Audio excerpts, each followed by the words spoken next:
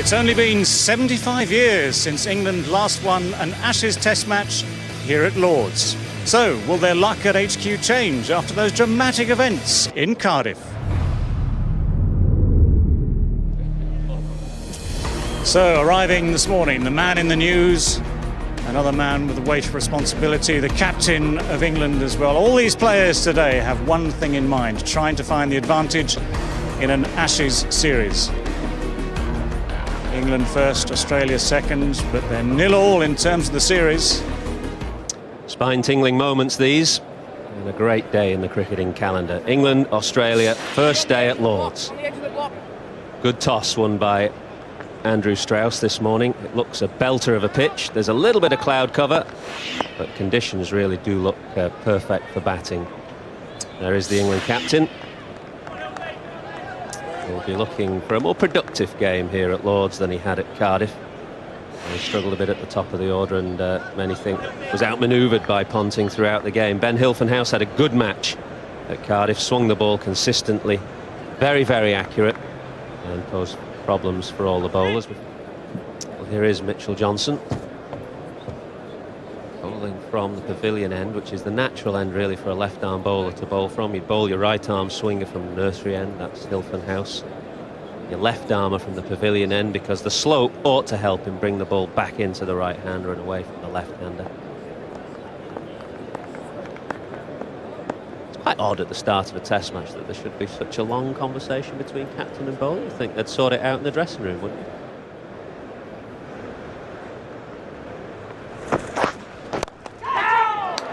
In the air for a while, but off the middle of the bat and all the way to the backward square leg boundary. First boundary for Alistair Cook and England. That's Strauss's area. Short and wide and cut away. Easy pickings for Strauss, those. Too short, too wide. Another before as well. Bit too straight this time from Johnson. 2 boundaries in the over, 15 for none.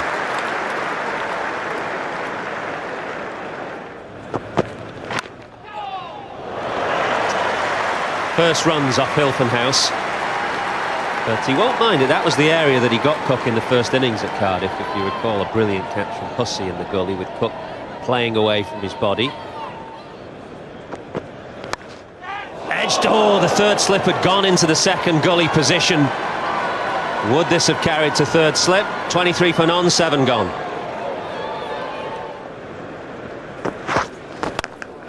Did well to reach that. It was very, very wide, almost off the toe end of the bat. Pulled away. Yeah, good boundaries for England here. I mentioned that they started confidently. There's been no swing. Quickly into the stride, the pair of them. Runs probably go all the way, I think, down the slope, and it does. Well, 3 drives and he gets one through in the end, Andrew Strauss. England move on to 50.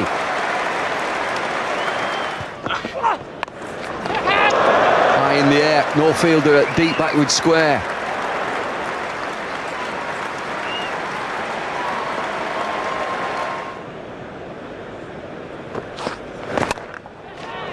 Well, hammered away, first ball short and wide.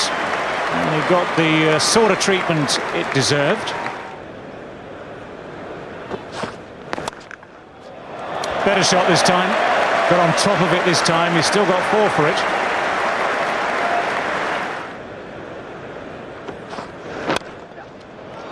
Nicely tucked away. That's beautifully timed.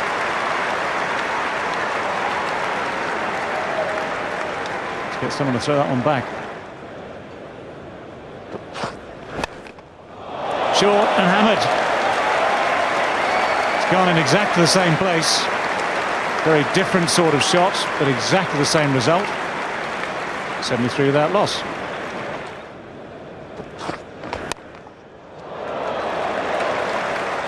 Well, Mitchell Johnson is going to all parts of this Lord's ground. It's a serious problem for him, but it's also a very serious problem for his captain. It's steered away through that slips cordon. Completely under control from Alistair Cook. It takes him to 50 as well.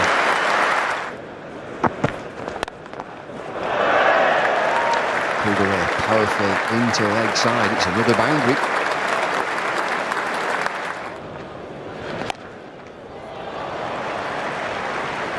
Strauss does like to sweep, a good chase. Not good enough though. Boundary to Strauss. More runs. Down the hill in a flash, 4 more. Yeah, they go in a bit dejected. They've been hit around the park. They've all bowled a bit overs. They're a bit tired. And then to go back into the break. So I would have thought it was a perfect opportunity for a part-timer for an over or two. He would have got 2 overs at that other end.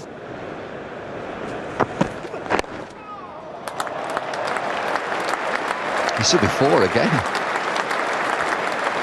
28 overs have gone. They're rattling on. 125 without loss. Probably the last delivery before lunch.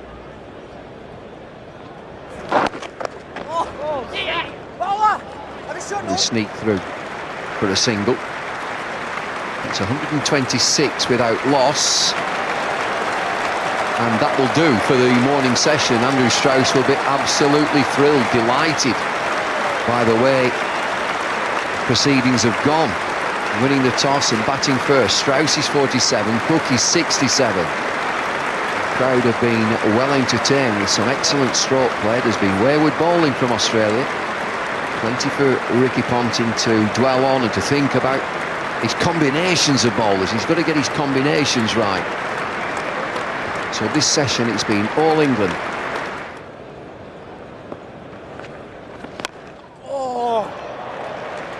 Oh, it's effective. Frustrating, I think, for the bowler.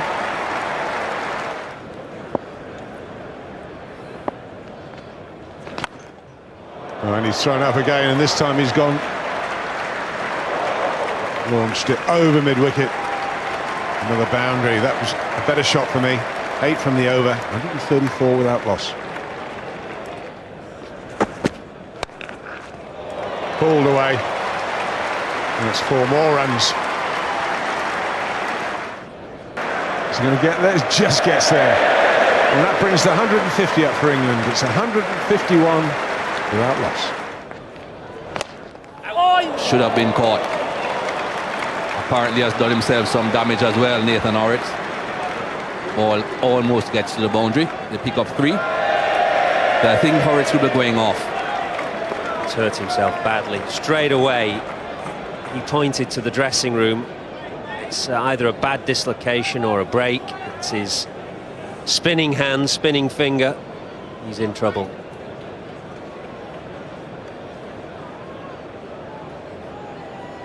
Well, this is not what Ricky Ponting would have wanted by any means. An attempted catch. Seemed to swerve a bit. Perhaps that's what put him off. But that's dislocated. Not very good. No one on that third man.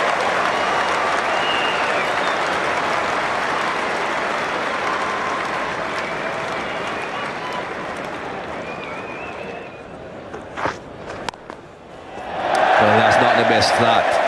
Short and wide above stump again. On the other side of the coin, England must punish the bad balls. If Johnson gives them bad balls to hit, they must be put away, and that will increase the pressure on Johnson all the time. You can see. Helped up and over. And given the opportunity again by Mitchell Johnson, far too short and wide. Hello, where's he come from?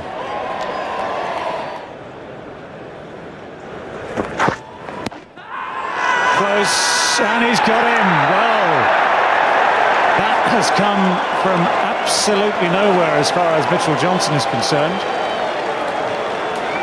But he has got the breakthrough. It might be 196, but it is the first wicket to fall. Well, beware the straight delivery. The few and far between. Hits him on the back leg.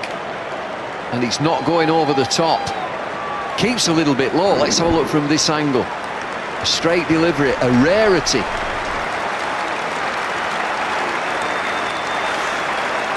Good innings. 95 from Alistair Cook, just 5 short. 196 for 1.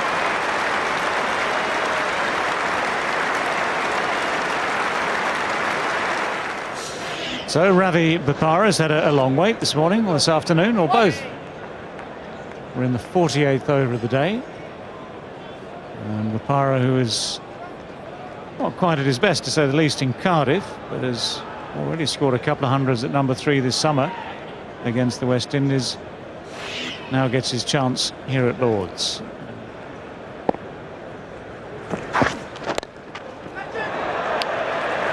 Is off the mark with the boundary. Well, a bit of style here. Ravi Bopara has had a long wait.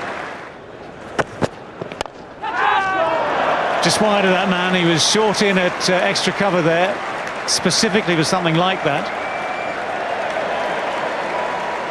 Hughes, I think, the man there at short extra cover. It was a couple of yards away to his right. Here he is.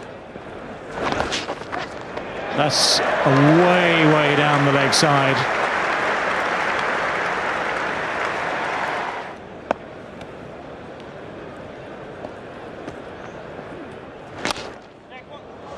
That's found the gap. Going up the hill and reaches that boundary now in front of the grandstand. Takes Andrew Strauss onto 90. England 218 for 1. All along the ground this time, nothing uppish about that one. And Bopara has just stroked that away, this time to the left. Yeah, Bopara just needs to remember all the lessons from Cardiff, all the good things from his early season form, and the fact that there is a long time left, both in the day and in the game. England want all their top order batsmen to make big runs if they can. Conditions are perfect for it. How close is that? It's got him yet. Hilton House, it's not the away swinger, it's not the outside edge. But he has got Bopara now. It's another LBW. And Ravi Bopara has become the 500th batsman to be dismissed LBW in a test at Lord's. Let's have a look at this. Oh, it pitches and nips back. We've been talking about the outswinger. This is different. The ball pitches. Now it develops, it nips back on him. It's in below the knee roll below the knee, it's straight enough. Good decision from Billy Doctorow. He was looking good, Ravi Bopara, 18, but from 19 deliveries, gone. 222 for 2. 2 for 2 after 54 overs. And Kevin Peterson is at the crease, ball of Ravi Bopara's wicket, and the crease in the commentary box are Ian Botham and Michael Anderson.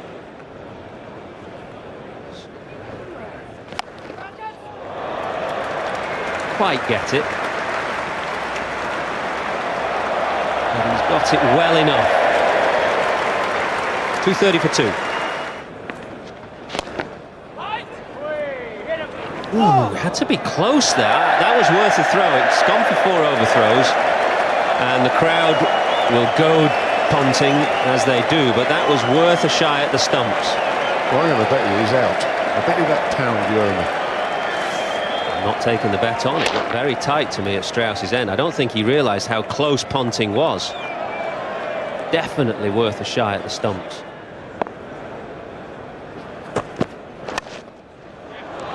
Out of the court. Firm drive from Peterson, a lot of conviction about the stroke.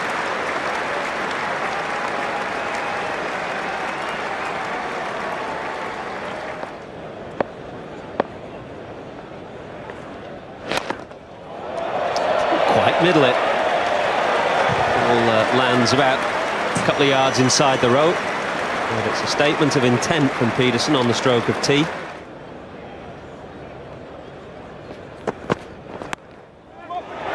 Is this it? We'll get one. We'll come back for the second. Should come back for the third. It is 100 to the England captain on the stroke of tee. His 400 at Lord's, his third against Australia, and a smile to light up the day.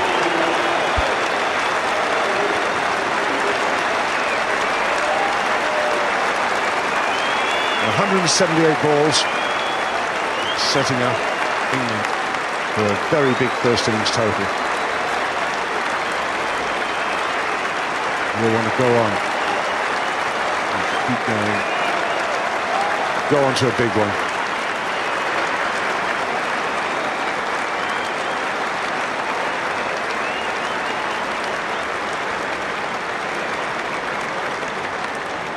Great moment for Andrew Strauss.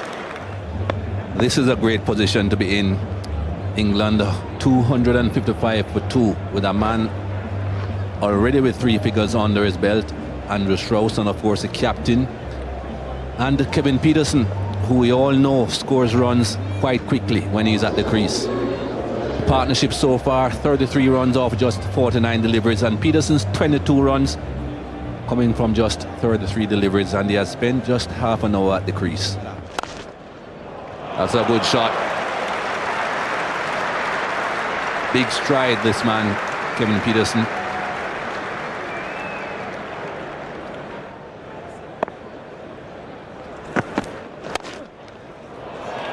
Straight back past him. Wasn't hit that hard. It seemed to surprise Peter Siddle though. 265 for 2. Big appeal and gone. That's the sort of length that you have got to be though for Kevin Peterson. Keep it full, but not too full.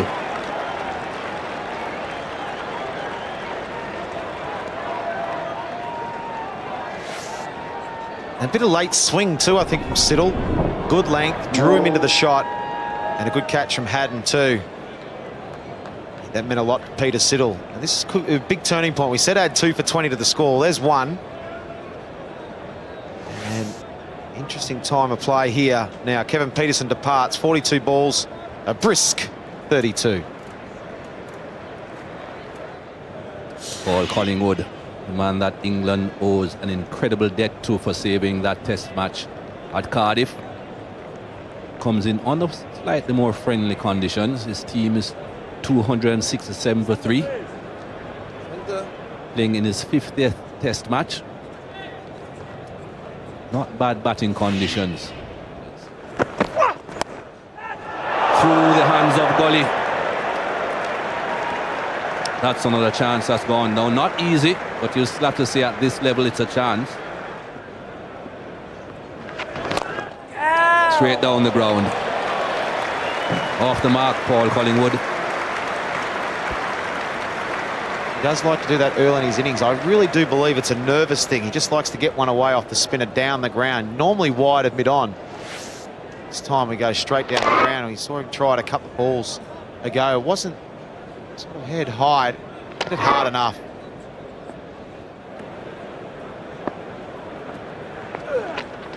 Catch! Ouch! Yeah! How on earth does that happen? That's the question that Paul Collingwood's going to ask. Siddle, the man who's taken the simplest of chances. Collingwood does play that shot well normally, but he's completely miscued this one. This is a bad moment for England. The new ball almost due. 302 for 4. Paul Collingwood just holing out to Michael Clarke, the innocuous Michael Clarke, who poses no threat. It is, to be fair, Collingwood's shot. He likes to go over mid-on, but he completely mistimed this. His reaction says it all, as does Brad Haddin's, as did Andrew Strauss's at the non-striker's end. He wasn't happy. Collingwood has gone for 16, and England are 302 for 4. So Matt Prior makes his mark at crease. 3 balls left in the over. Good average, 47 from 20 test matches.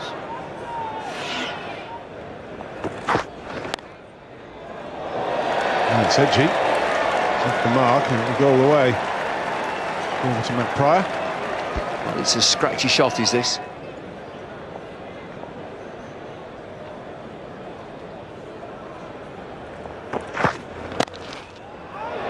There's 4 more.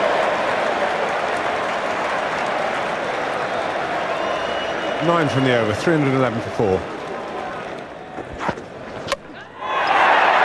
that one has swung. And it's the first ball I think I've seen Mitchell Johnson get to swing in. Matt Prior. England are wobbling. Tough time for England, this. New ball available. Now will they take the new ball or not? Might just like this ball. Seems to be doing the job for Australia. Johnson perseveres. There is a little bit of swing there. Perfect delivery, you would say. Top of off stump. Bring it back in to Matt Prior. He'll keep going, Johnson. He's not bowled well at all today. Picks up his second wicket. Matt Prior has gone for 8, 317 for 5. Recorded Andrew Flintoff's warm reception. Well, he's got a job to do here. Strauss is still there, 126, but England are losing wickets.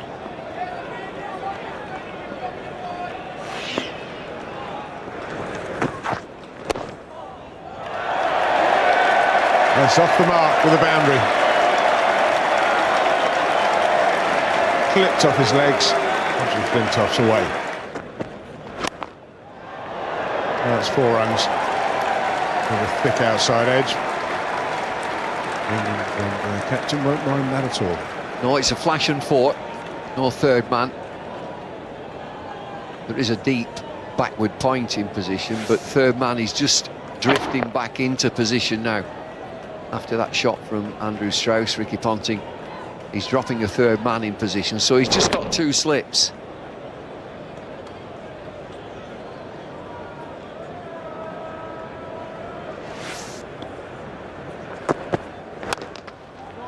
It's another good shot. It's a much better shot.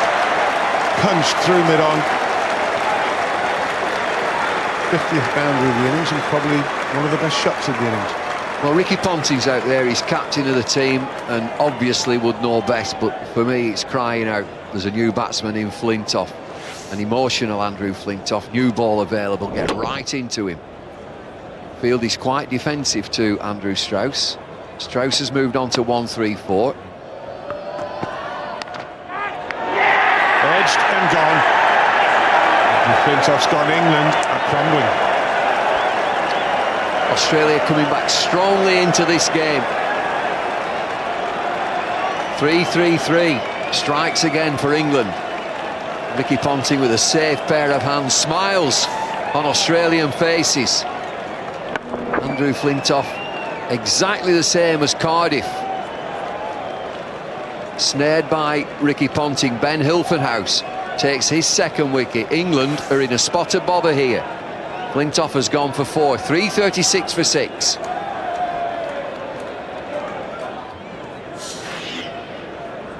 Stuart Broad makes his way out. England, spot of bother. Time for us to get out of the way. And let a smiling Shane Warne come into the box. And now, 333 for 6. Look at that middle order, 18, 32, 16, 8, 4.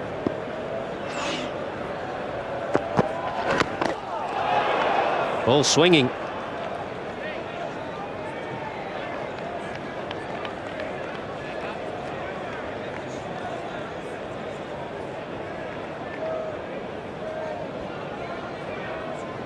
Just shows you what a difference the moving ball makes. All of a sudden, Hilfenhaus, to a lesser extent Johnson, the ball moving in the air.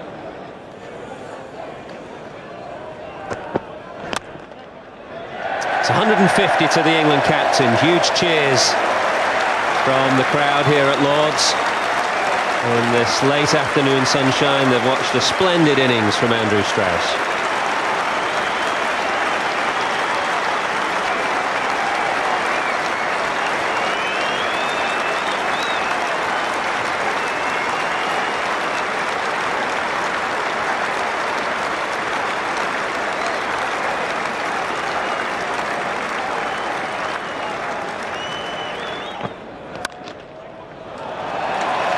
Before, I think. And Strauss continues on. It's not been a bad day for England, but I wouldn't say it's been a really good one. I think given the way Australia are bowled and the injury to Nathan Horrocks, England had a great opportunity here just to nail Australia down. And the thick edge will bring Andrew Strauss 4 more. England captain is 161, 364 for 6. You can't say it's been a bad day for England. You score 364 runs in the day. against Australia. Well, fair dues. 5,000 runs for Strauss at the very good average of 45, a tick over 45 with 1800s. That's a decent record indeed.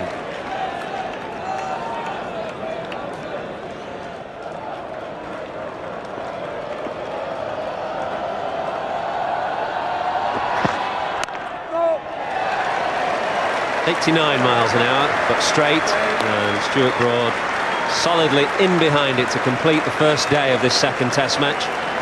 And it's been a good first day. 364 runs have been scored, 6 wickets taken by Australia, and handshakes all round for the England captain Andrew Strauss, who finishes the day 161 not out.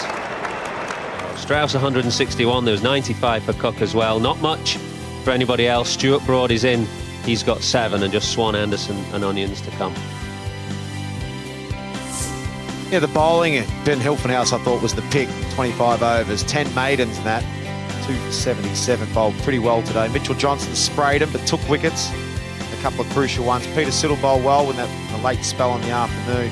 Nathan Horrocks, who hurt his finger, still thought he bowled okay. Marcus North, the part-timer, 16.3 overs, none for 59. Actually did a job when Australia needed to just get a bit of control and find a partnership with the ball. Actually, for a part-time bowler, extremely well. And the golden-haired child, Michael Clark, a young pup, not so young anymore, but a crucial wicket of Paul Collingwood, 4 overs, 1 made and 1 for 12, and probably could have bowled a few more overs, taking a few from Marcus North. All in all, a pretty good fight back from Australia.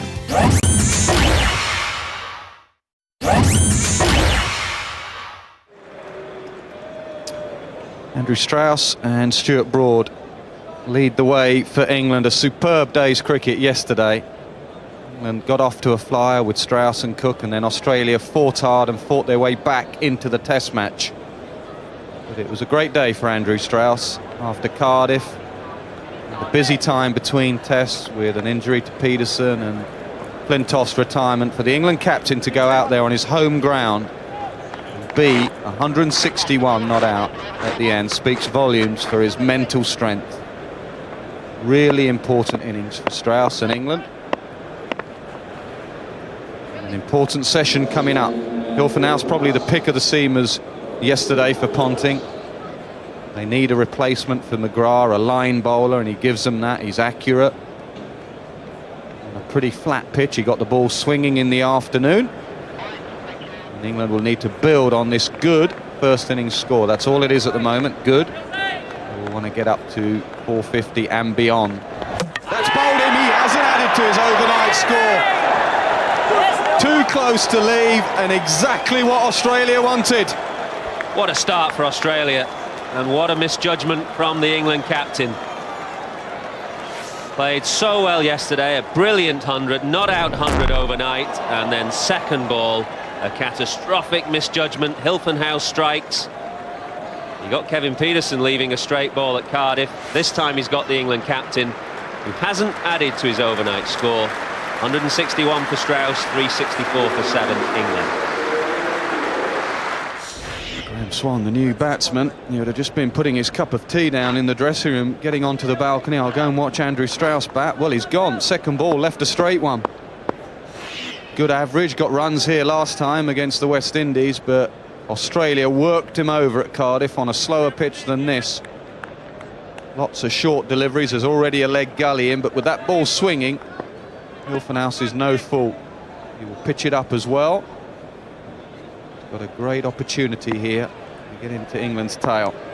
He's off the mark with a boundary. 368 for 7. Edged and gone. Ponting doesn't drop them. A good morning for Australia. Terrific delivery from Siddle. Going up the hill. Just enough to take the edge. This is a brilliant start from Australia this morning, getting rid of Strauss without adding to his overnight score, and the dangerous Swan edging to Ponting, who's got terrific hands at slip. Perfect start for Australia, bad start for England. 370 for 8 now, Swan gone for 4. Here he is, England's hero from Cardiff. Batting with Monty Panesar, saved that test match. He needs to bat.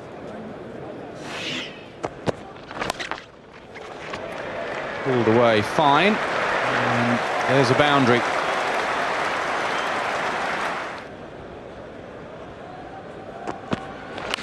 Edged inside edge. Good luck for Broad, but he'll take it.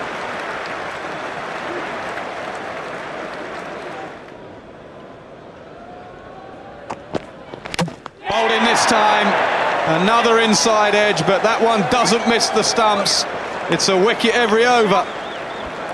It's good bowling from Hilfenhaus, pitching the ball up, getting the ball to swing back into the left-handers. Broad, the previous delivery, flashing a wide ball past his stumps. There's a bit of width on this. It's not quite so wide, and it's just moving back into him. That's what's brought the inside edge. Not a massive amount of swing, but just enough to give Hilfenhaus his 4th. Best test figures now for Ben Hilfenhaus. England 378 for 9. Hasn't had much of a test career, so we'll have a look at his first-class career, averaging 12, a best of 41.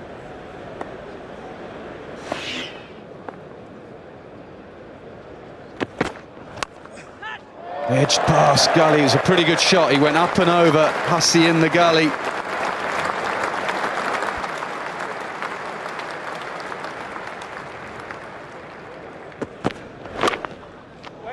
Runs for Onions. Will get to the boundary on this occasion.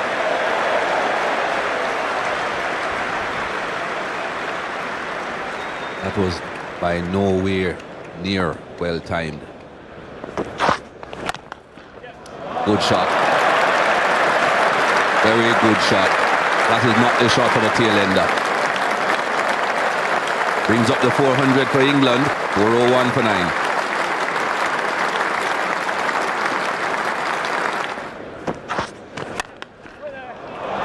Wow.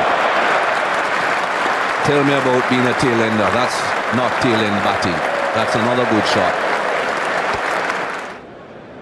I'm going to change the length.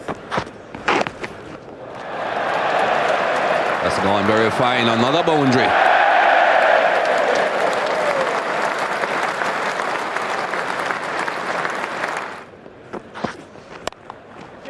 Runs again.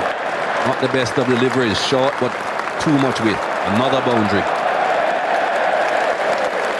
12 runs coming from that over. It's 419 for 9. Isn't it amazing when things aren't quite going your way? Mitchell Johnson hasn't quite got his action right, and there's been a lot of talk about that. But suddenly the tail enders suddenly start playing and missing your good ones as well. And then you do bowl one, they slash it. It goes in the air. It's never to a fielder. It's like a batsman out of form. He always finds a way to get out, run out, caught down the leg side, run out off the bowler's hand. It's amazing, this game of cricket, how it just goes against you. Well. Anderson keeps on finding these shots. Caught. Got there eventually.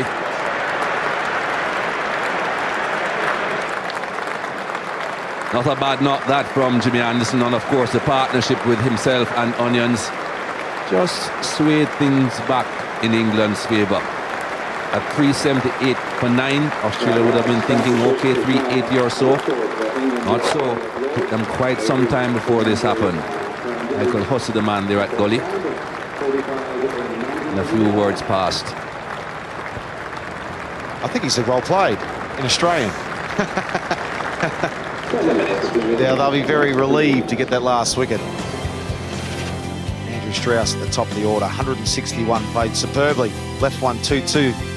Far too close to the off stump this morning. Alistair Cook played well.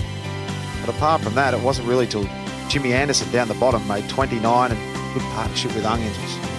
England will be happy with 425, that's for sure. Just a few less than they made at Cardiff, but not a bad score. 6 bowlers used by Australia. Of course, Nathan Horace got injured pretty early. They would have been disappointed with that. 4 wickets for Hilfenhaus, unable to get that magic 5th. 3 for Johnson, 2 for Siddle.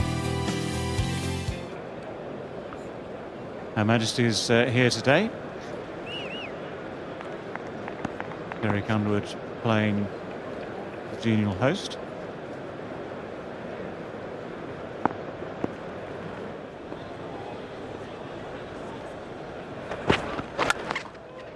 First runs of the innings, and yep, it's Hughes away through the offside. That's his strong area.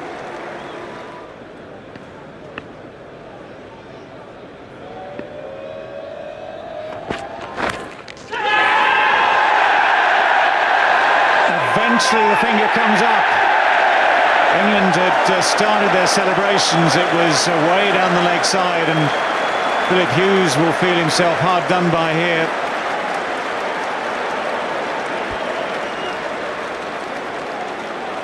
But Matt Pryor has taken the catch. Jimmy Anderson has taken the first wicket. And it's just a little feather of the glove that's done it.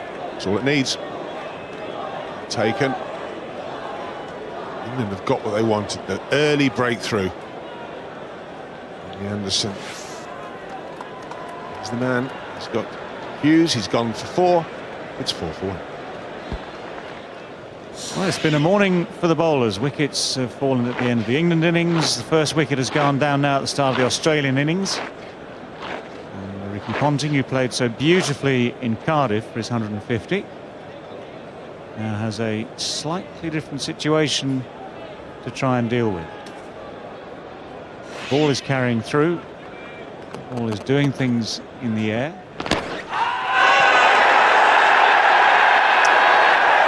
Sure whether they're peeling for LBW or caught now.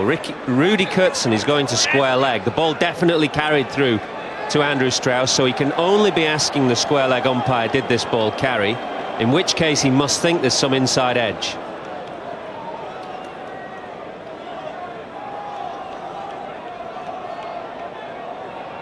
I'm sure the ball did carry through. An inside edge. Definitely carried through to Strauss at slip. The third umpire will tell Rudy Kurtzen that it's carried, and he must have decided that there's an inside edge. I'd expect Ponting to be given out. Come through the umpire now to Rudy Kurtzen that, yes, it carried. He probably the finger's going to go up, and there it is. Big blow. Ricky Ponting not happy.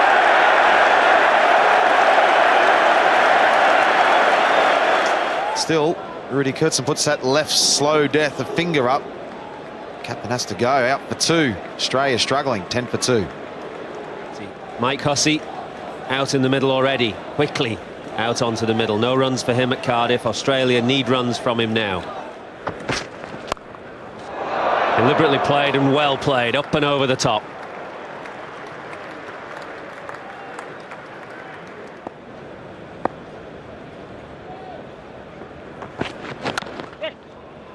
Straight down the ground.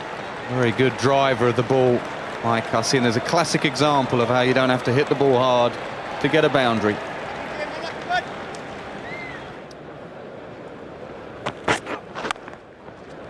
Very strong through the gully region. 4 more. That's 2 straight. That will be 4 runs, I think. Yes. Michael Holding, what do you think? Pulled away. Not in complete control, but he gets a boundary.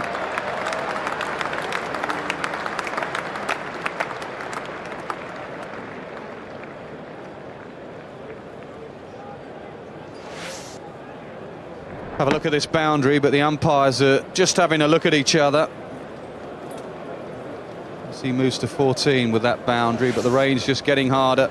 And Rudy Kurtzen wants to get in. So we're going to have another rain delay here. Slightly heavier batch of rain. Again, it's only showers forecast, and there's an extra hour to be added on this evening. This is a very, very good drying ground now.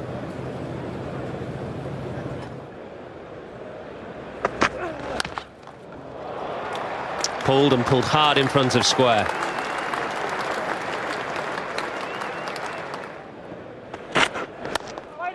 I think we're set fair now, as is Michael Hussey. And as are Hussey and Katic, who've gone through to a partnership of 53. Going for the shot, and he got it this time in front of square. Peterson does well. No, not quite. Good attempt though. 71 for 2.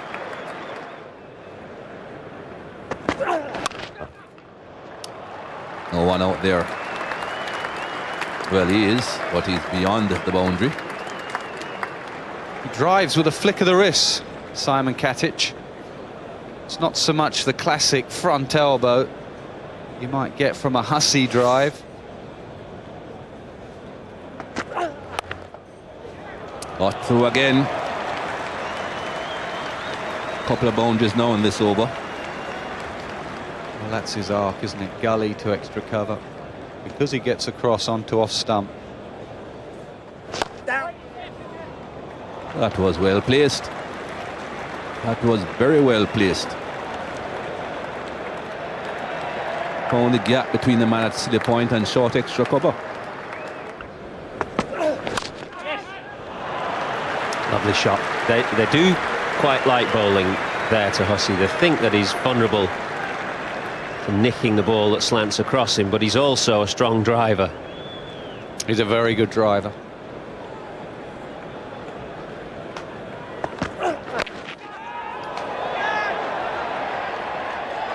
Great catch! Stuart Broad at fine leg. That's a magnificent catch. A wicket for Graham Onions. England needed it.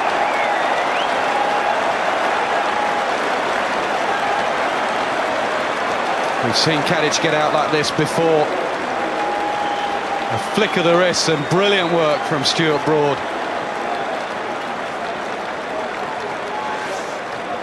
He really is a good athlete, Broad. Gets there, takes a good low catch and makes sure it stays in. When he lands on his elbows, it's still in his hands, and England needed that breakthrough. Katic gone for 48. It's 103 for 3. A very timely wicket for England brings Michael Clarke to the crease.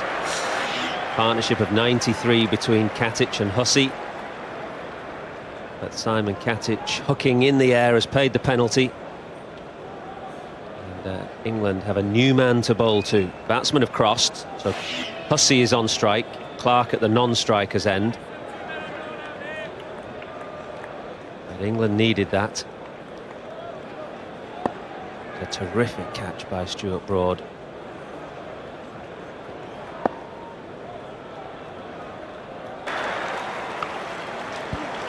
As he moves to 49. But Onions has a wicket. Give him some confidence, and Broad did well down at fine leg. I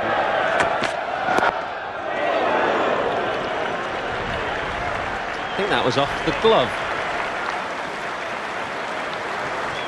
Yeah, no ball called. A run given, and that's 50 for Mike Hussey.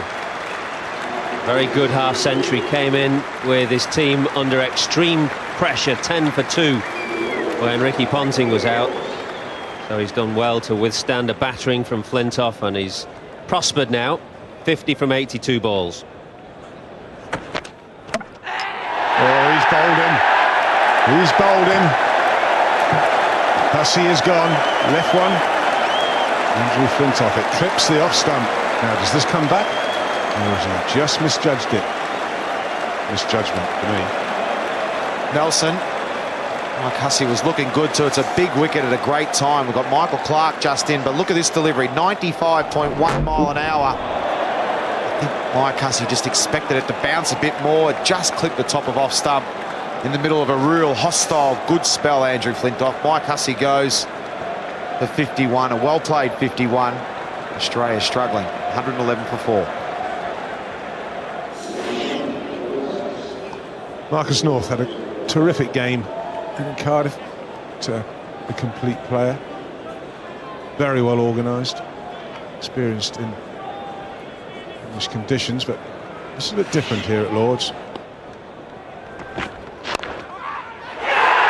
He's gone, worked it into the onside, simplest of catches. England on fire. Started strongly again to back up Flintoff, Anderson here. England all over Australia now with these quick wickets. Looked like a plan, that. Bowl it straight to Michael Clarke with a short mid-wicket. LBW bowled the short mid-wicket. First one was a bit high. This time just nipped back a bit. Straight to Alistair Cook. Wow, this game's alive. Celebrations. Vice captain Michael Clark, he's gone for one. It's 111 for 5. Nelson struck again. Brad Haddin. On strike.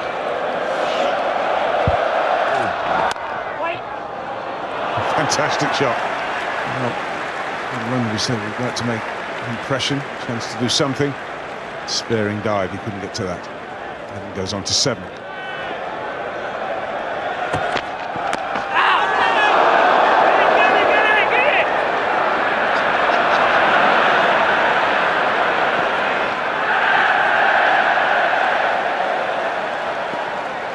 Now, do you think he didn't know the rules, or? I think he was just panicking in case it bounced up and someone grabbed hold of it.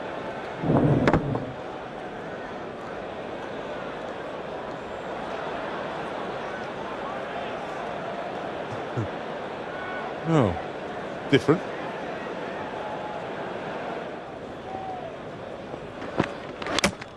Got him. Bottom edge onto the stumps.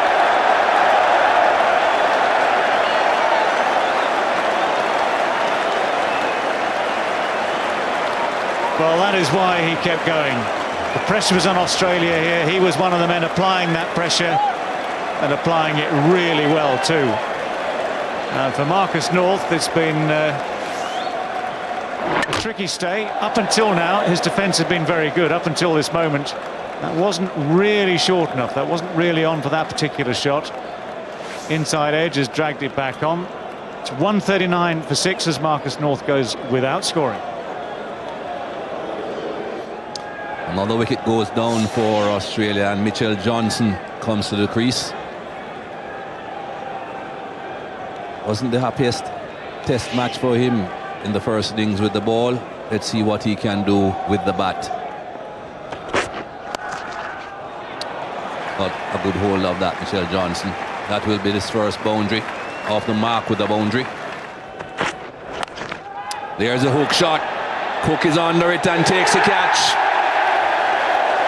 He has fallen for the trap, Mitchell Johnson. Well, this is definitely going England's way. Mitchell Johnson can be dangerous. No more in this particular innings, though. He's misjudged that. He couldn't control the shot. And it was a decent short ball because it got high on him. It got high on him. He couldn't get on top of it. Just needed the catch to be safely taken, which it was, by Alistair Cook. And that's important. Johnson can be dangerous. He's gone quickly. Australia 148 for 7.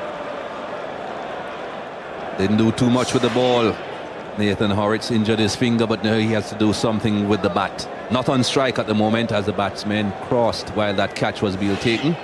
Well, we've had a few changes up here. We've got a slightly younger, more attractive third man. It was David Lloyd. It's now Russell Crowe. What an improvement. Thanks, Russell, mate. things not going very well for the Australians. No. I wonder, Shane, how do you feel about what I perceive as a lack of ruthlessness in this particular squad? I mean, the end of the first test is one example. The end of the first innings in this test, another example.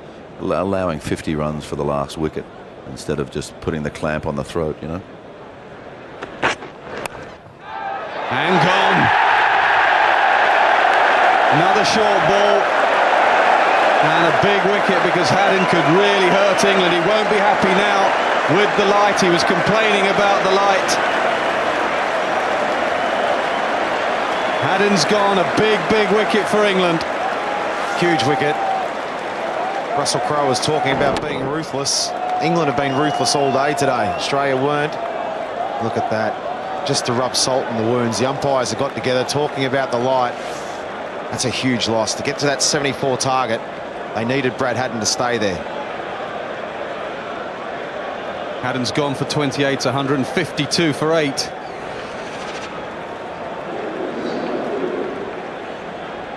Still 75 years, Nas. It's not over yet. They're doing well at the moment. They're all over Australia. And they have, as you say, they've got a wonderful opportunity here. Go bang, bang. Australia couldn't open that. Australia can do what England did in those last pair put on some runs. Australia need to do the same. Yeah, it's a good point you make. South Africa last time round, England struggled to bowl South Africa out twice. Historically on this ground, it's very difficult to get 20 wickets. So England excited, but realising lots of hard work ahead.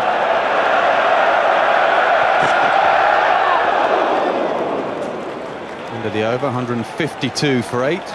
Apart from the cricket, what are you doing over here at the moment in England? I'm making a new version of Robin Hood with Sir Ridley Scott. So just yesterday I was jumping off a portcullis of a French castle that we currently have under siege. Hoping to get that finished off by Tuesday. 156 for 8.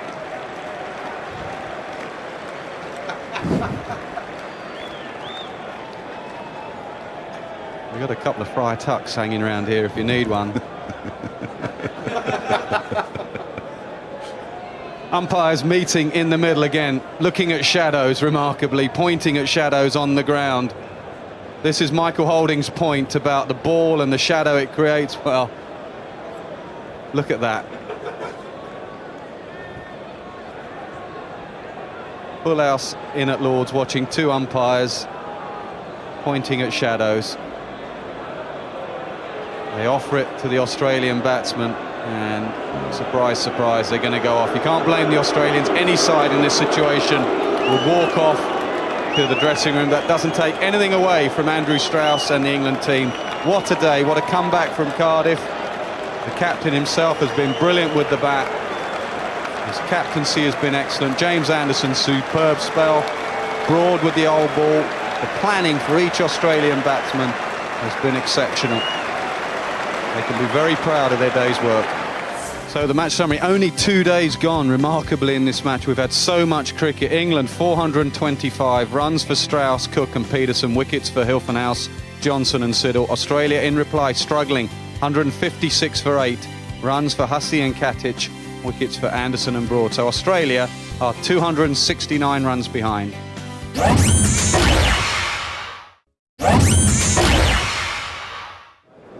One of the great days of the sporting calendar, Saturday morning of the Lord's Ashes Test match.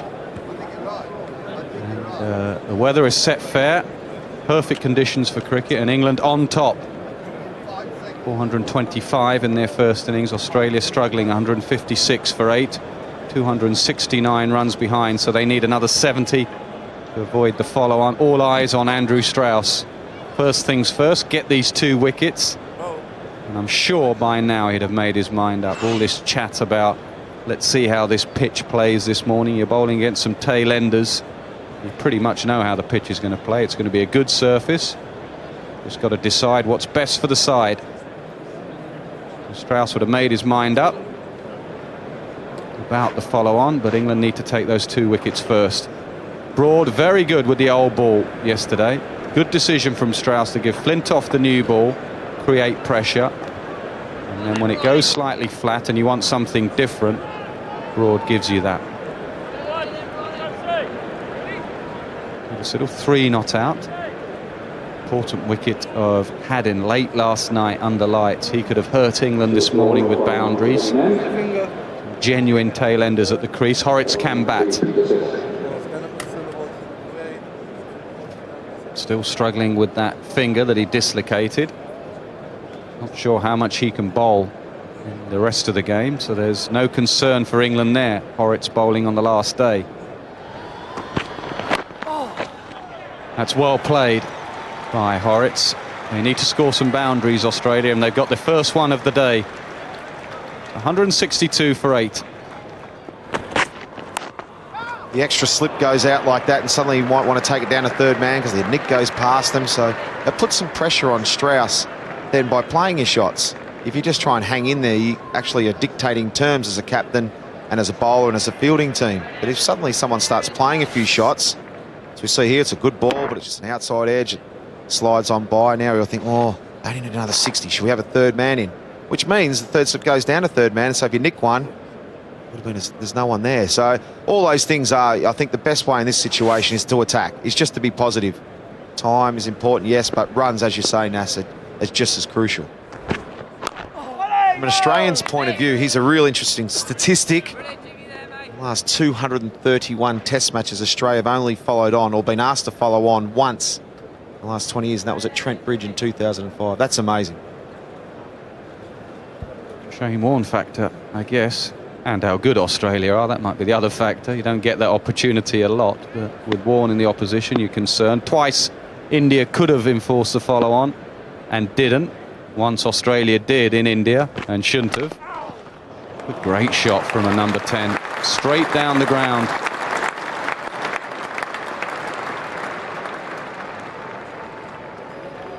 Amazing stroke. Jimmy Anderson, as he's done for most of this game, is bowling pretty straight at the stumps and full. Good seam. That's a beautiful shot. Gone through that gully area. England leaking boundaries. There's another one. It's 177 for 8.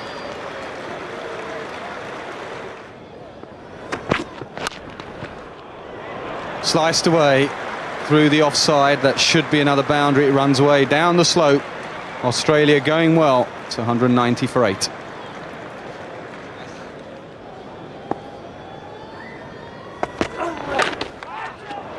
Before more. Third man, productive area for Australia. Trail by 229, they're edging closer.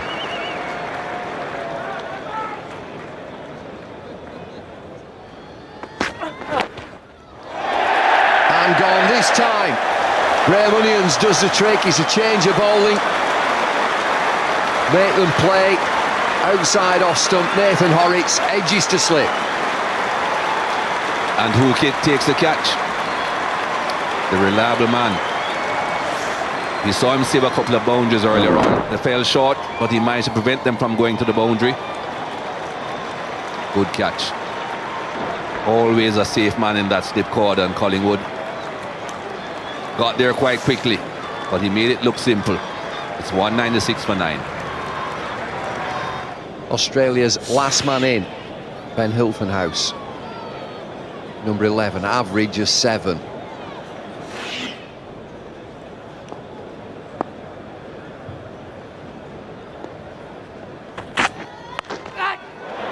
Oh, dabbed away down to third man, nobody there.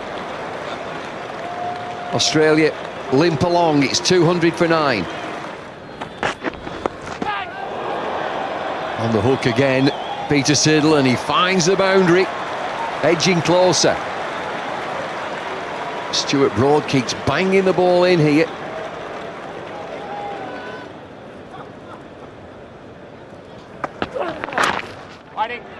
Hilfenhaus this time gets off the mark for the first time in the first innings of a test match. Australia trail by 217. And that means they need another 18 runs to save the follow-on. Not a bad shot.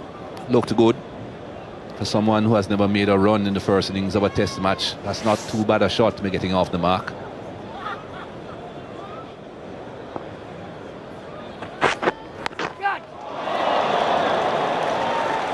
Guess where that's gone? Third man.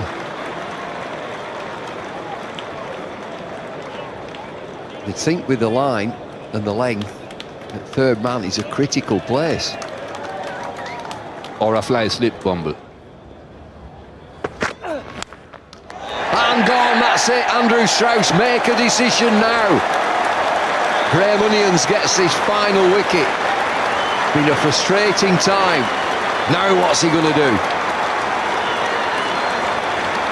Well, he doesn't seem to be running off to go and put pads on. He seems to be heading towards the umpires. What's happening here?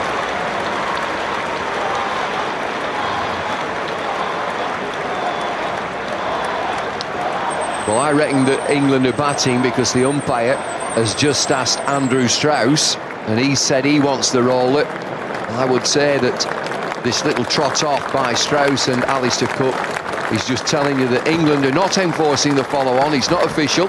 We'll find out very quickly. But this is the end of the Australian innings.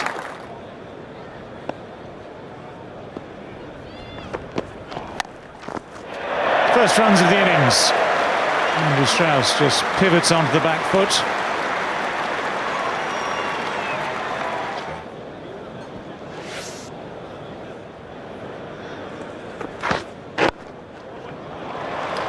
Poor bowling. Very poor bowling from Mitchell Johnson. He can't hit a line and a length, it seems, to save his life.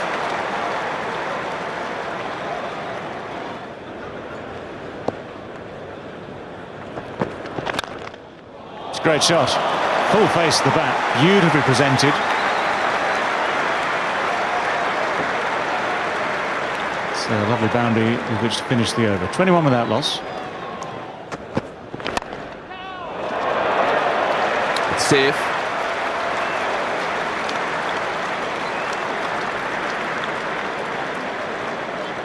Width from Ben Hilfenhaus. Mr. Cook really did throw the kitchen sink and everything at this one. Lofted, but into the gap.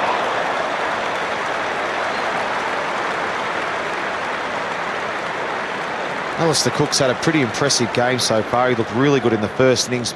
Played an aggressive role at the top of the order and set the tone with the batting. Once again in this innings, moving on to 25 with a lofted drive already, just off 28 deliveries. Already hit 5 fours. Really is going after the bowling and being aggressive, but he's been able to do that. Some wayward bowling.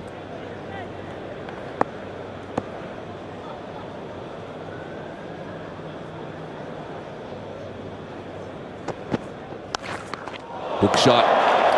2 men out deep, but that's behind the square.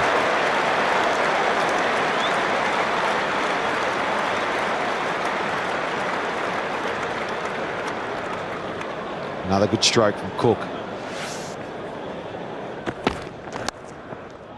Make that 9 boundaries.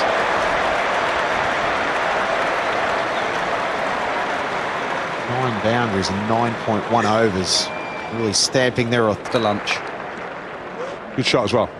Nicely timed. That's probably sneaking down. No! Gone. Cook, first ball after lunch.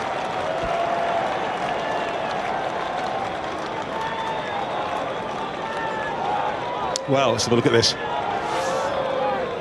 Does it hold up? Tell you what, might well have been a little straight to be playing it in that area. That could be hitting middle and leg. Oh, I think that's out. Yeah, looks very, very close. Cook playing across it, skidded on. He's gone for 32. England 61 for 1. Big day for Ravi Bopara. Plenty of cricket left in this series, and England need their number 3 in form and firing. But a quiet series so far.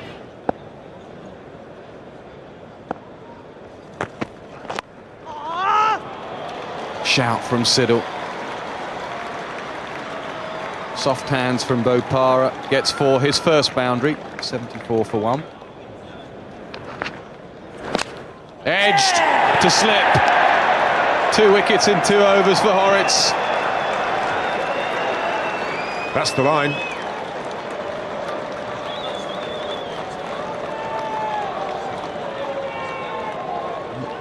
And the captain's gone. This is much tighter. Has to play at this. There's a little bit of turn. It's terrific. Classic off-spinner's dismissal.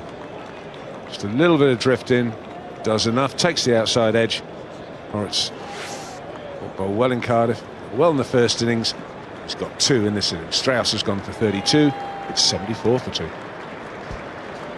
Kevin Peterson arrives at the crease. Average still above 50. England 17 for 2 since lunch.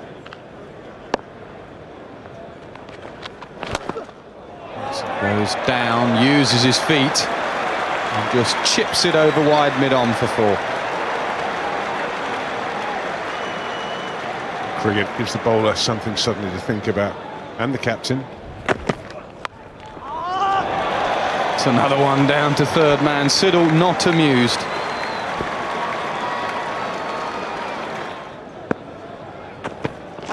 Ball just swinging and dropped by Ponting. Well, my guess is he was still thinking about that missed run-out chance. And let's have a look at his hands here, because he took two with his hands, for me, in totally the wrong position, with his fingers pointing up. Fingers should be pointing down at slip. Let's have a look here. Genuine edge. There you go. Hands the wrong way round for me.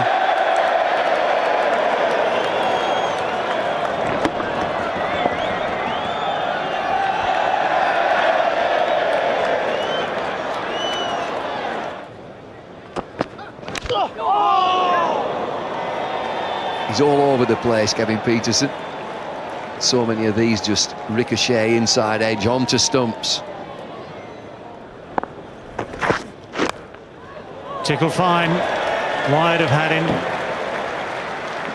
And Bopara picks up 4.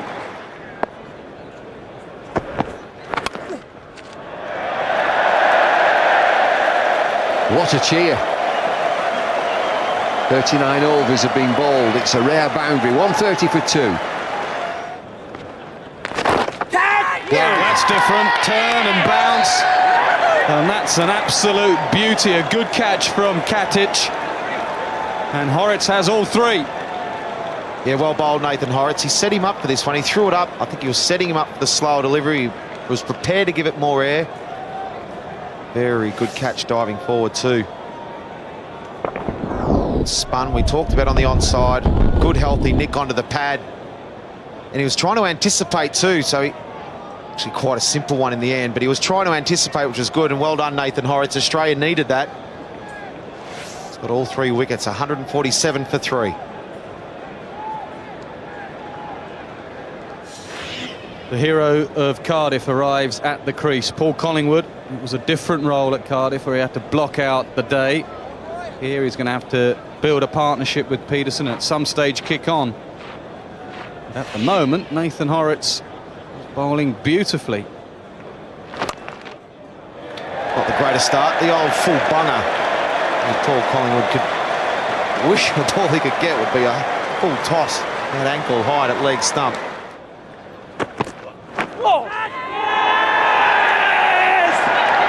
Big wicket. Can be some walks inside edge. Good catch this. Brad Haddin. Inside edge. And an excellent take. Big wicket. That'll slow proceedings down. Definitely. That 4-run per over situation now, Beefy, I think we can't forget that. Big inside edge, and he didn't hang around, Kevin Pietersen. He knew that he had edged it. He knew the catch had been taken. He knew that Rudy Kurtzen was going to be giving him the slow death anyway, so he walked off. Peter Siddle gets a wicket. Should have come a lot earlier. It's 174 for 4.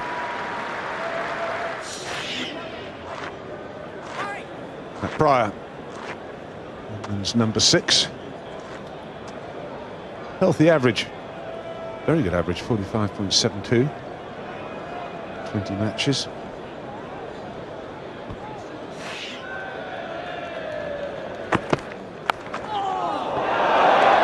Well, he gets 4. I'm not sure he knew very much about that at all.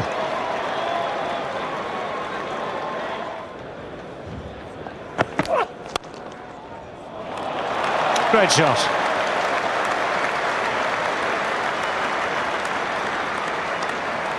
That's how to put those away.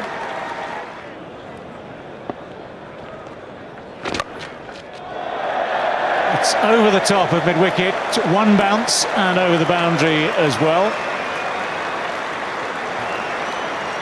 And what's gone with the spin? It's gone very well with the spin too. Collingwood first, now Pryor, both playing that same sort of shot. And if you're Nathan Hauritz, you'd be thinking now of a deep mid-wicket. That sort of line, and block off that shot and have a 45 instead of the extra man at cover. Put the short cover back to cover. That's 50 to Matt Pryor, and he's fastest for England. Well done, Matthew Pryor. Really has come in with the momentum shift, and this partnership now with 72 off 67 balls. I mean, this partnership to allow England in this position to be so strong. Well played, Matt Pryor. His 10th Test 50. Got 200s. He really has played well. 37 balls and 8 fours. He showed his intent straight away.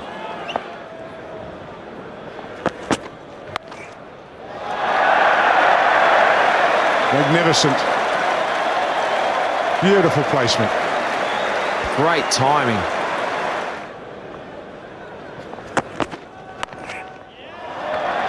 Let's try to get it. Same place. He's coming back. Oh, it's a direct hit. That could be unlucky for Matt Pryor. Direct hits usually mean the batsman is struggling. Marcus North, the man with the fielding. And Matt Pryor, I think, feels he's struggling. If it had gone to the keeper, I think it'd been all right. The direct hit, I'm not so sure. Very disappointing. Here it comes there, well out. Very disappointing for Matt Pryor. He's played so well. He was doing the right thing with some very aggressive running, trying to put the pressure on the fielders. And you'll see here the out comes up.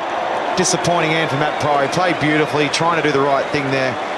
But good credit to Marcus North. It really was well fielded. He'll definitely be licensed to thrill. This is a perfect opportunity. What a time for him to come in his last Test match innings at Lord's. 470 runs ahead, and he's got the freedom to just play his shots right from ball one here.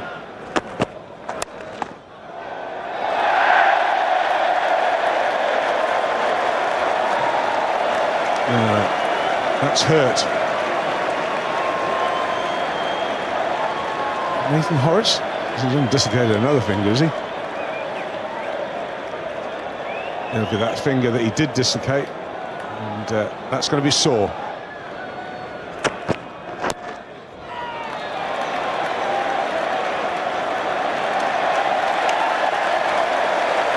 Paul Collingwood, 50.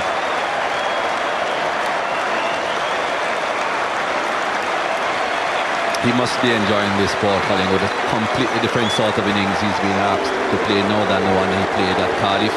That was all hard work, all torment. This is fun. Driven by Andrew Flintoff very firmly through extra cover. England lead extends to 503.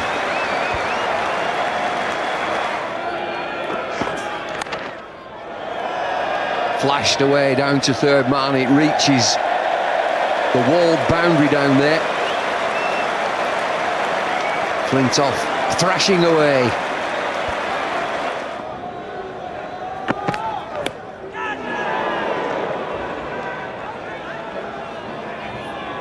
Well, you won't believe it, that's a wicket. He's just walked off, Paul Collingwood. There's hardly an appeal. There's no appeal from Peter Siddle at all. Collingwood's gone. That's weird. Usually you'll see the bowler at least appealing. How about look at this? So the bat didn't touch the ground at all. There was a loud noise.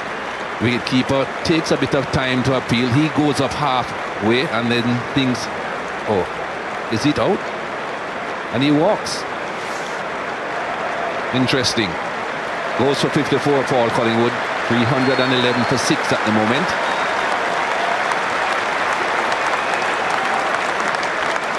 Good innings from Collingwood, a comfortable innings also.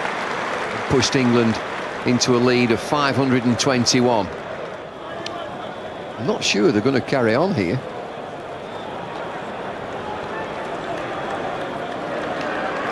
So it's all a little bit quiet out there as rain comes down. In fact, it's raining quite heavily now, and the umpires have decided that it's too hard to play. So Stuart Broad has just walked in to commence his innings. He's having to walk all the way back with Andrew Flintoff.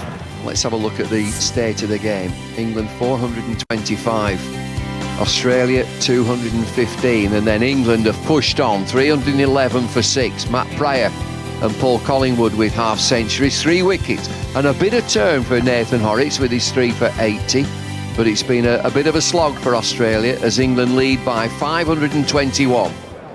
Andrew Flintoff in relaxed mood, it seems. James Anderson will be the man, I think, starting things going.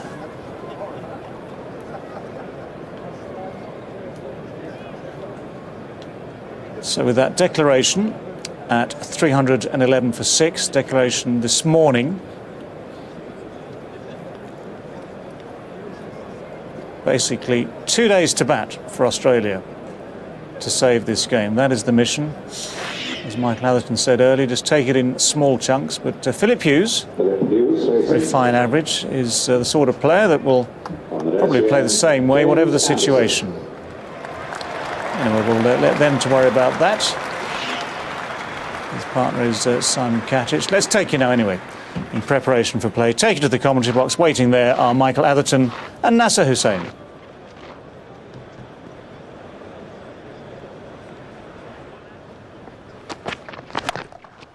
Cut away. First boundary for Hughes. First boundary of the day. 6 for none, Australia. Driven hard for 4.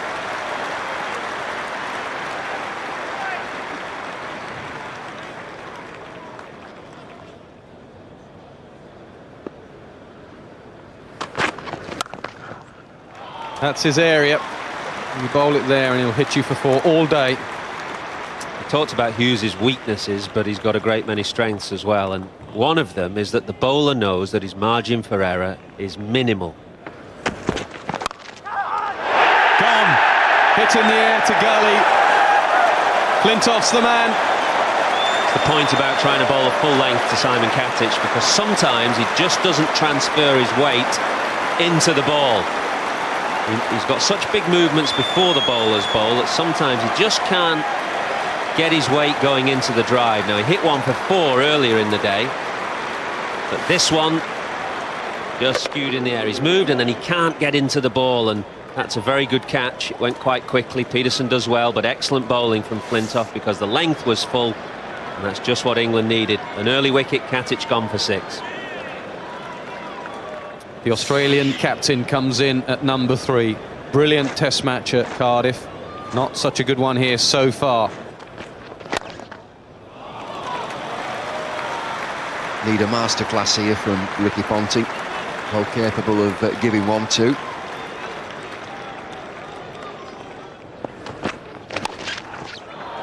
Ponting on the pull. Terrific shot. We've seen that so many times. Brings 4. Good shot. Good shot. I think that nick from James Anderson there, it was created, I think, from Anderson bowling a fuller length to Phil Hughes. On his pull shot, he just loves them there. Anderson, I don't think will be wanting to bowl too many there to Ricky Ponting. Oh, catch, gone, yes. Strauss claims the catch. Philip Hughes stands there, hesitates, but he's gone. Philip Hughes, 17, 34 for 2.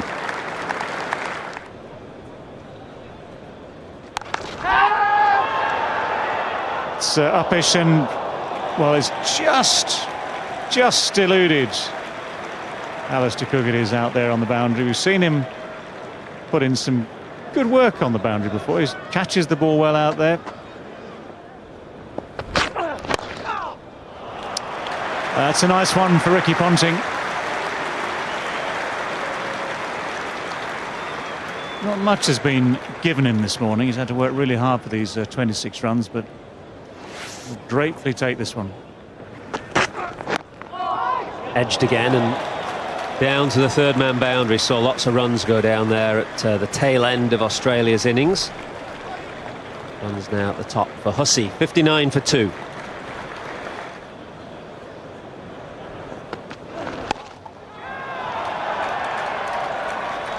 It's going well now. He's had to work really hard, Ponting. It was a struggle at the start. Runs are flowing now. Shot, Mike Hussey. Shouldn't mind that, Graham Onions.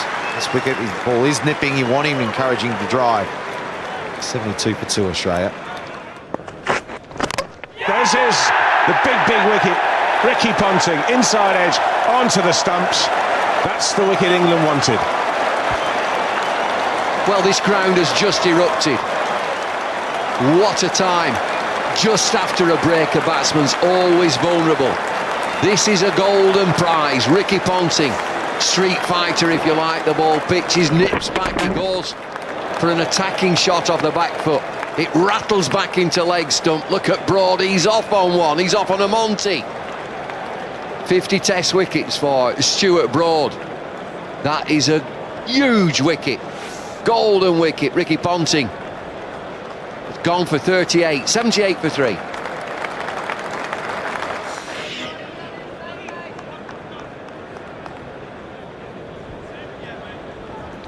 Michael Clarke, the vice-captain. The captain's gone, the vice-captain replaces him in the middle.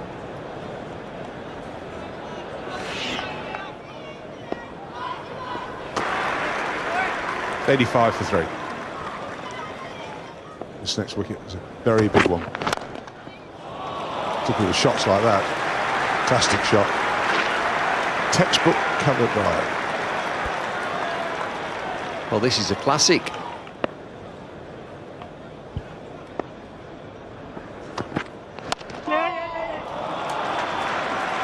There's 4 more. That'll bring the 100 up.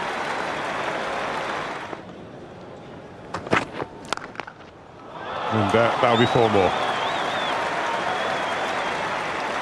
105 for 3.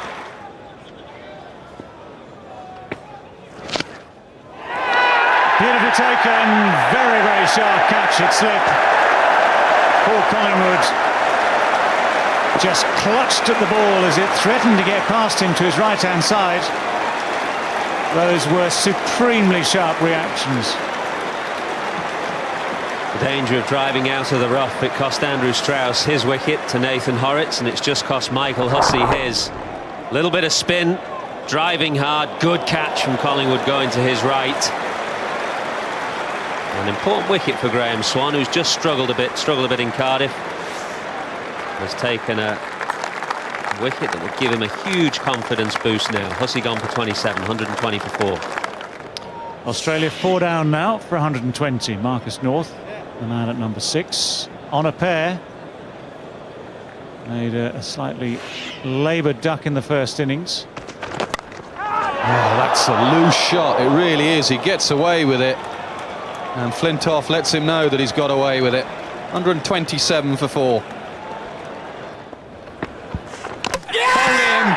Quicker, the arm ball, I think. 59.7 miles an hour. Australia all over the place. 128 for 5. Oh, what the fast one straight at the stumps. There's nothing wrong with that one either. Well bowled. Swan took a wicket early in his spell. He really is on top of the Australians. He's bowling well. Australia in trouble at 128 for 5. Well bowled. Beat him with a straighter, quicker one. We talked about natural variation. Might have been meant to be the faster one that spins that goes straight on. He doesn't know it's going to go straight on. Even better. You've got to give him credit there. That's the arm ball. Marcus North goes for 6. 128 for 5, the Aussies. A pretty good surface. Australia bowled out for 215 in the first innings, 128 for 5 in the second innings. England have had a little bit of luck, but they've deserved it. They bowled beautifully. Really have pressure all the way. Edged. The man had just been taken from leg gully to leg gully from slip. And where does it go? Third slip. Good footwork from Clarke. He's well at home against spin. He's moved on to 50.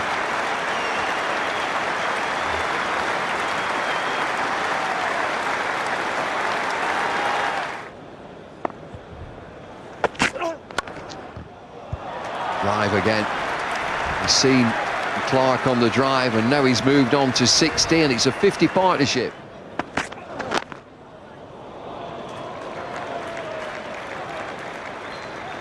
All the way. No third man. 191 for 5.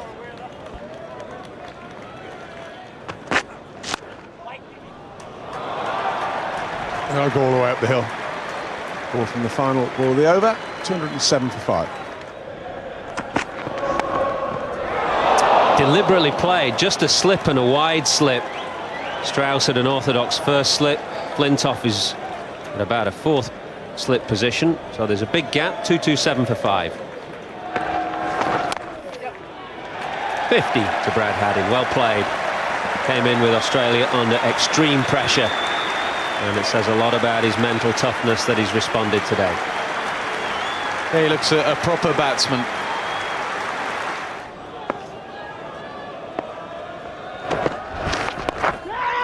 He wants it, he gets it. 100 for Michael Clarke.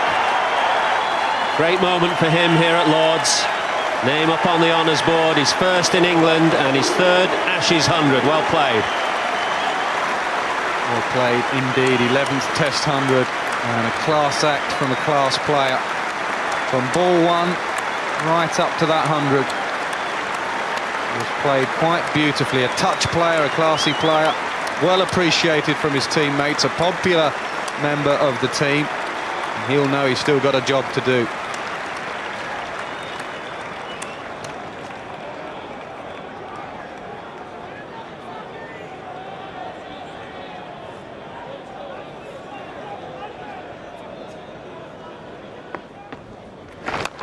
Ooh, that is a filthy delivery. It's been put away. Sparing dive from Graham Onions at deep backward square, and it's a boundary that gives Australia a record 6th wicket partnership here at Lord's against England between Michael Clarke and Brad Haddin. Two good friends, two good players of spin, two New South Welshmen, Clarke and Haddin.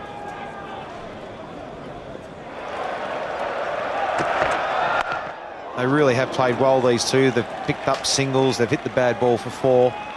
Clarke's made a brilliant 100. I've made a fair bit with Michael Clarke and seen him a fair bit mature and turn into a wonderful cricketer. I think this is just about one of his best 100s that I've seen him play. Really has played beautifully today. Brad Haddin, we know, is class as well with the bat in 72, and these two bat well together, a bit like Collingwood and Peterson.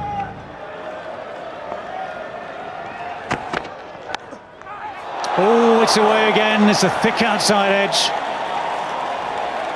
And it went at very catchable height, head sort of height, but right in the gap. It's a biggish gap there between the 3 slips and the gully. Nice shot. Really sweet shot, that. Long way away from Bopara, who has basically come round just to pick up the ball.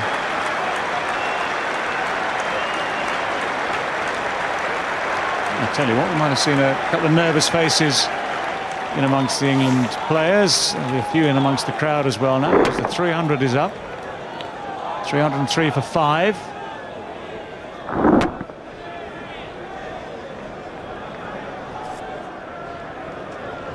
Well, we suspected they'd get together at some stage pretty soon, and we'll now see a bit of ball bouncing. Because the way they test the shadows in the middle is to put that ball on the pitch and see what goes on with that.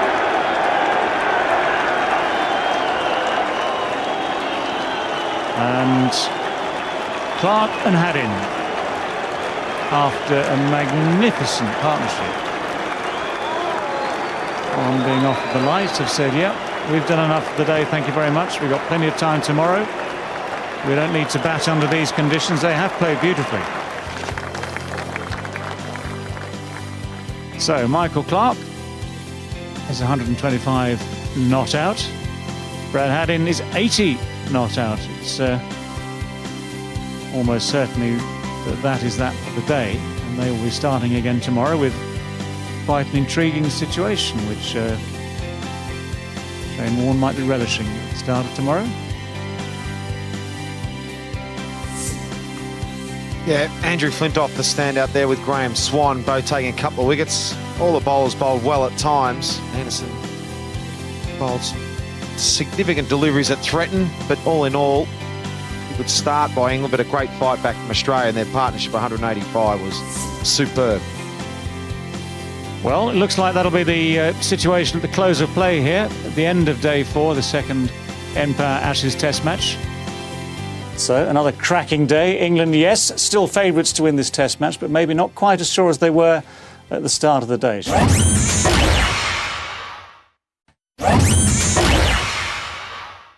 There is an awesome atmosphere this morning at the ground, though, as England take the field. Not quite the full house yet, but there are a lot of people in this ground keen to see what happens next. A mighty cheer for Michael Clarke and Brad Haddin, who so far have put on 185. Plenty of support for the Aussies here as well. This is a classic final day in the offing. All right, the stage is set. Let's take it out of the commentary box. Waiting there are Shane Warne and David Lloyd.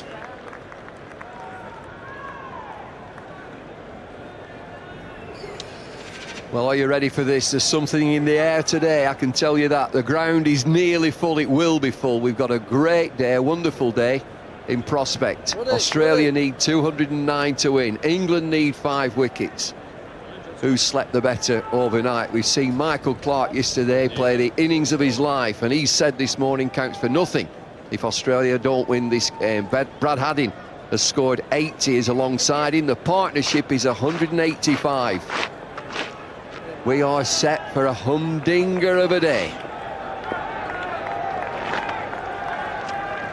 Great scene as both teams entered this arena. I spoke to Andrew Flintoff first up this morning. How are you feeling? He said, I'm ready to rock.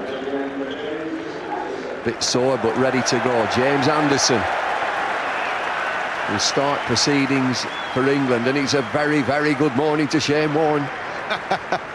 Oh, we're ready to rumble. It's a great atmosphere here at Lord's. There always is. And Jimmy Anderson's going to start proceedings, but it was a wonderful fight back from Australia yesterday. England had the best of it for the first half.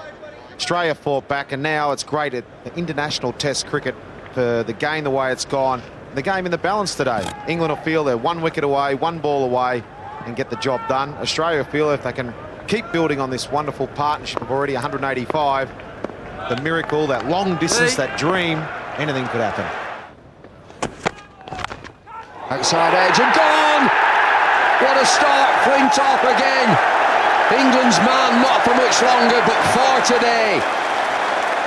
Great start for England. Well bowled, Andrew Flintoff, and well deserved. Everyone's been speaking about it this morning, about being the most important spell. He's got the ball fullish of length. He's been able to find the outside edge. Ball taken at second slip too, but a very safe pair of hands. But Andrew Flintoff is the man. He said he was ready to fumble, and there he did. He was the man once again for England. Brad Haddin goes for a very well compiled 80. Disappointment for him. He's played well, but well done to England.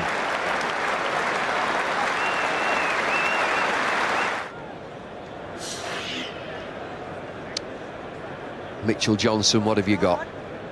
Australia 313 for 6. Early wicket for England settles their nerves. Anxious time for Australia. Got 4 wickets left. They need 209 to win. Job done for those guys. Just watch and observe. .93 miles an hour again.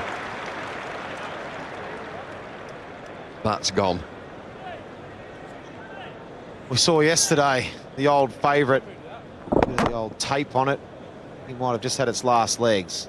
Most batsmen are very superstitious. If they get a bat that they're making some runs with, they don't like to let it go. Clarke's probably lucky. He's got about 15 probably to choose from in that kit bag. Take his time, and I like him to bring every single one of them out. He can go through every single one of them, all 15, to work out which one he likes. Do you know what used to happen? I'm talking about yesterday, at my time. You borrow the fella at the other end. Then as your bat, mine's gone. And then you'd send off for another because you wouldn't have another. Who's this, Stuart Clark? The Batman. Great lad, Stuart Clark. Might get a game up at Edgbaston.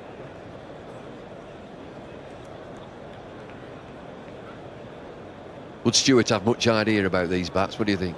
I was going to say Michael Clarke won't be asking Stuart Clark. Which one do you think, buddy? Most batsmen will be knocking a bat in the nets these days, and they'll have 1 or 2 spares, and they'll have their favourite straight away. But Stuart Clark, he'll be off there having a look around saying, what, which side do I hold? I've got no idea which bat, just take one of these ones. Well, he's fit to play, Stuart Clark, and he's an option. Steady bowler for Australia, ready to go again. Here we are. New bat.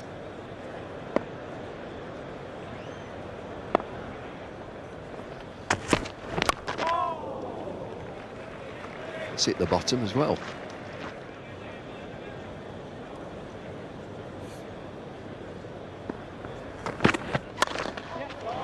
Good shot, driven into the offside. This might have enough legs on it. Long chase. Ball wins. Good shot, Mitchell Johnson, to end the 91st over. 3:21 for 6.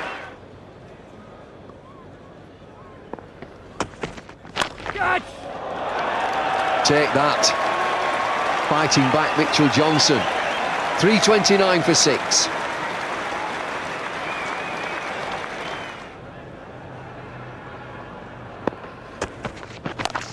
Here's a hook shot again. Hit that well.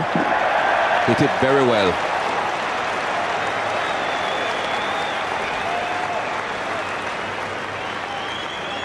Mitchell Johnson in. There's a bit of rough out there. Left-handers driving out of the rough. Sooner rather than later, because if it does get down to 100 and less than 100, captains worry about boundaries and sixes off the spinner. So get him on early, the off-spinner. Here's that drive again. Well played. Fantastic shot that from Michael Clark. 8 runs off the over. 3:43 for 6.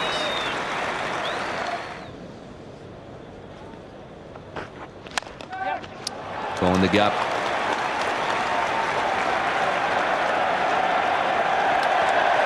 That brings up the 350 for Australia. 172 to win.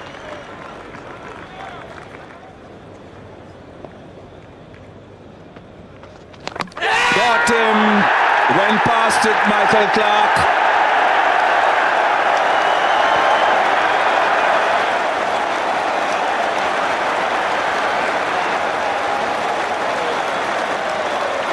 Well played, Michael Clark, but what a wicket for England and Swan. Ponting looks on, he can't do anything. The key wicket. One of the best players, the spinner's got down to it, and it's just dipped under his bat. That's quite good bowling from Swan. There was dip on it. It had to be a decent delivery to get past that man. He can't believe what he's done, Michael Clark. It's been a superb innings. Heroic innings from Clark, one of the best you'll see on this ground. 136 for him. Australia 356 for 7.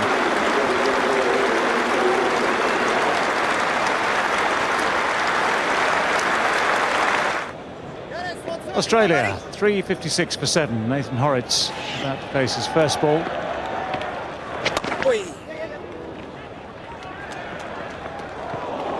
Full toss.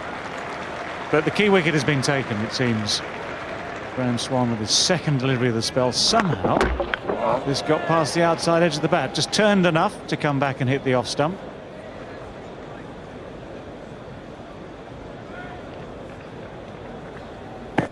Drift and dip. How much loop Swan got on that delivery. Really tossed it up. Tossed that one up too, but it might go to the boundary.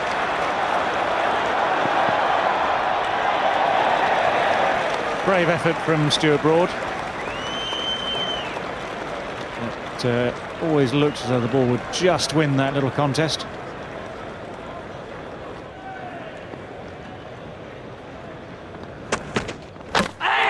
Can't leave those alone.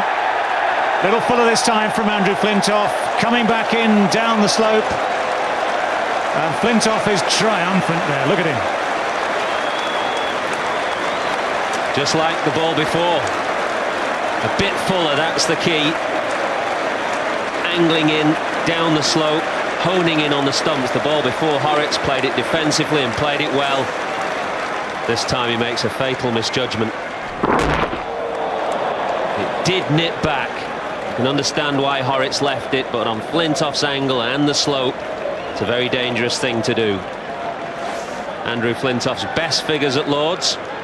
Horrocks gone for 1, 363 for 8.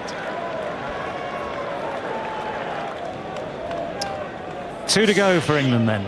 And the next man into the Flintoff firing line is Peter Siddle. Career best 35 here in the first innings. Australia need a lot more than that. 159 short, but England closing in now. Good Yorker, good attempted Yorker from Andrew Flintoff. Siddle just gets down on it and gets 4 for it. 100 overs complete, 367 for 8. Well, that's the sort of delivery that could just have squeezed through there. The fast Yorker, 91, almost 92 miles an hour, just turned into a low full toss, which Siddle sort of put the bat on. Right bowling, Freddie.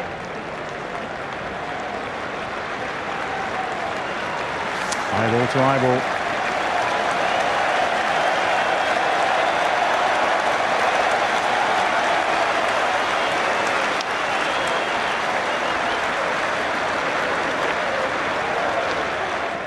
Well, that's the response that Andrew Flintoff has evoked by this performance here already this morning. He's never yet got a 5-wicket haul in the Test match here at Lords. And, well, he's got a really good chance here. That's away. Up the hill towards the grandstand. That's going to be 4. Johnson must play aggressively now. Nothing to lose, try and change the momentum of the game if he can. We've seen him do it before.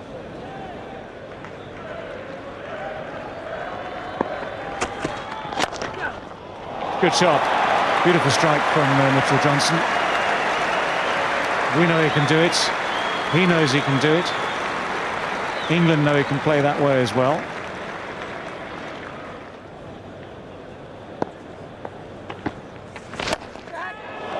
Well, he's gone for the big shot, and he's actually connected with it rather well.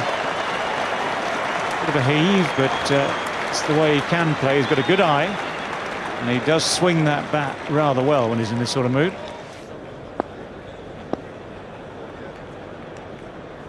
Since the Oval in that series, a wonderful moment for Andrew Flintoff, and England now on the brink.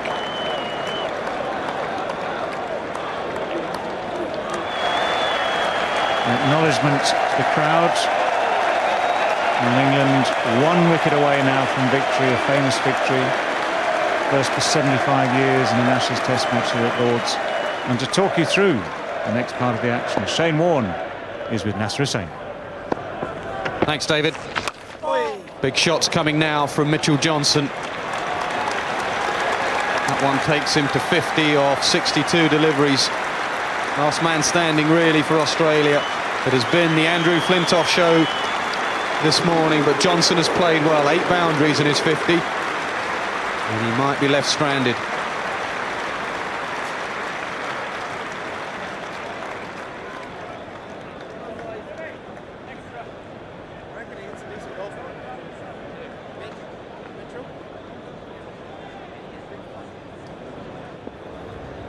One ball left in the over. I want to keep Johnson away from the strike. That's a good shot. We'll get 4. England will have Hilton-House on strike. 400 comes up for Australia, 403 for 9.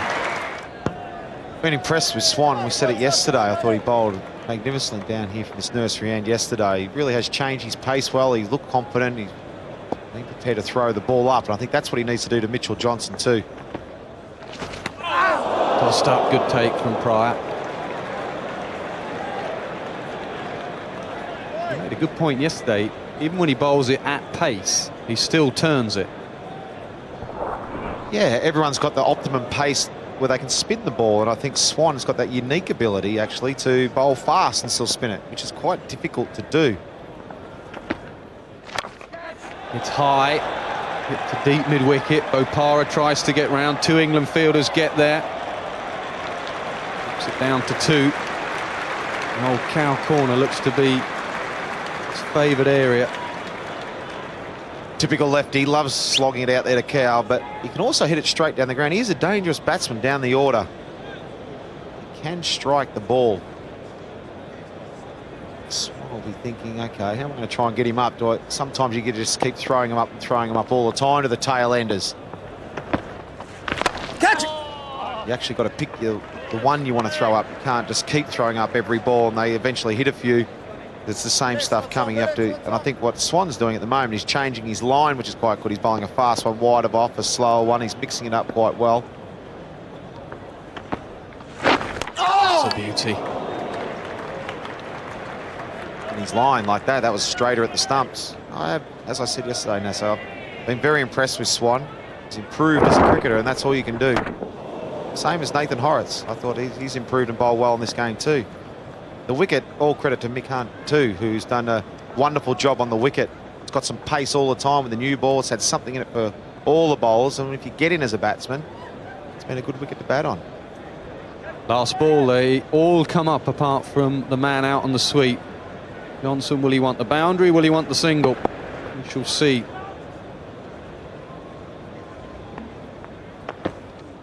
Bowled him! Swan takes the final wicket. The Lord's voodoo comes to an end. First time since 1934 England beat Australia at Lord's. And the celebrations begin. Congratulations, England. A wonderful display. Led by that man, Andrew Flintoff, with the new ball, was fantastic with the ball. And all of England, it's been a long time coming for those people that have been here for, some of them for 75 years have been watching cricket here. A great moment for England here to win at Lord's. An emotional moment for Andrew Flintoff. The last time he will play a test match on this great ground. He will be full of emotions. He'll be holding back the tears at the moment. He has been a big man for England, and we won't see him on this stage in a test match again. What a way for him to end. 5 for 92. He will be missed.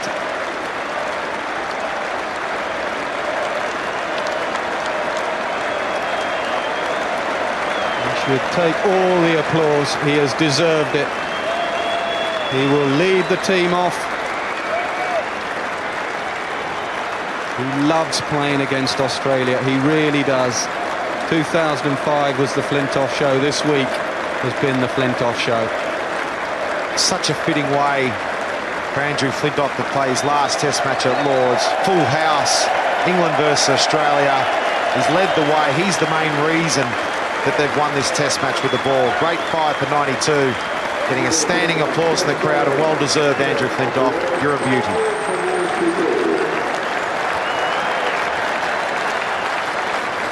The respect of the Australians.